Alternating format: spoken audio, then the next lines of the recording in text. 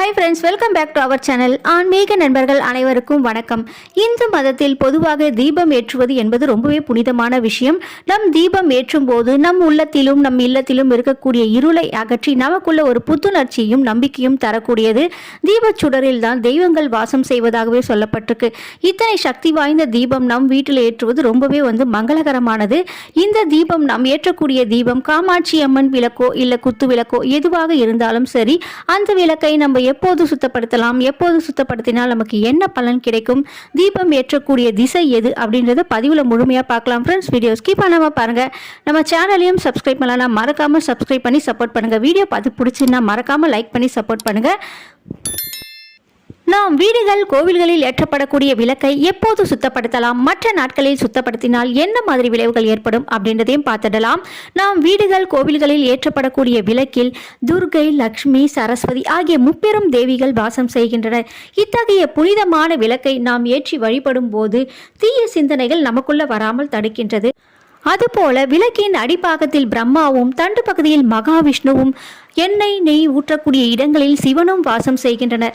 இத்தனை புனிதமான விளக்கை நாம் எப்போதுமே சுத்தமாக வைத்து கொள்ள வேண்டும். விளக்கில் நீங்கள் எப்போவுமே அந்த பச்சை நிறத்தில் அந்த கரைப்படியை விடவே கூடாது. எப்போவுமே சுத்தமாக தேய்ச்சி வச்சுக்கோங்க. நீங்கள் ஒரு டைம் திரி போட்டு ஏற்றின திரியையே திரும்பவும் நீங்கள் அதே திரியை பயன்படுத்தி விளக்கேற்றக்கூடாது. மறுநாள் நீங்கள் தீபம் ஏற்றும்போது திரியை மாற்றி தீபம் ஏற்றுங்க.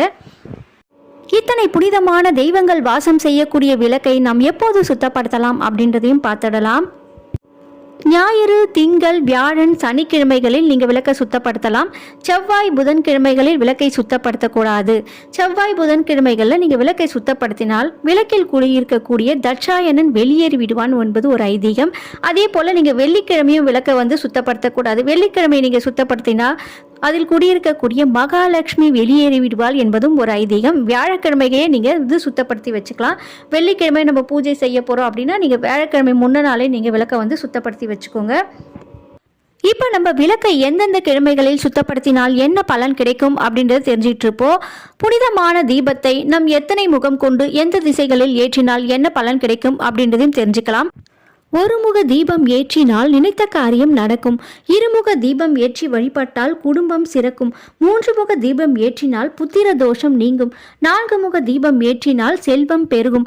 5 முக தீபம் ஏற்றி வழிபட்டால் சகல ஐஸ்வர்யங்களும் கிடைக்கும்.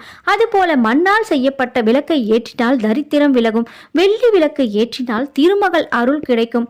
பஞ்சலோக விளக்கு ஏற்றினால் ஆரோக்கியம் கிடைக்கும். இரும்பால் ஆன விளக்கு ஏற்றினால் சனிக்கிரக தோஷம் விலகும். அதுபோல ஞாயிற்றுக்கிழமைகளில் விளக்கை நீங்கள் சுத்தப்படுத்தினாலும் அசைவம் சமைக்கிற மாதிரி இருந்தால் ஞாயிற்றுக்கிழமைகளில் நீங்கள் சுத்தப்படுத்துறதை தடுத்துக்கலாம். அசைவம் சமைக்காத நாட்களில் நீங்கள் ஞாயிற்றுக்கிழமைகளில் சுத்தப்படுத்தலாம். ஞாயிற்றுக்கிழமைகளில் நீங்கள் விளக்கை சுத்தப்படுத்தும் போது கண் சம்பந்தமான நோய்கள் தீரும்.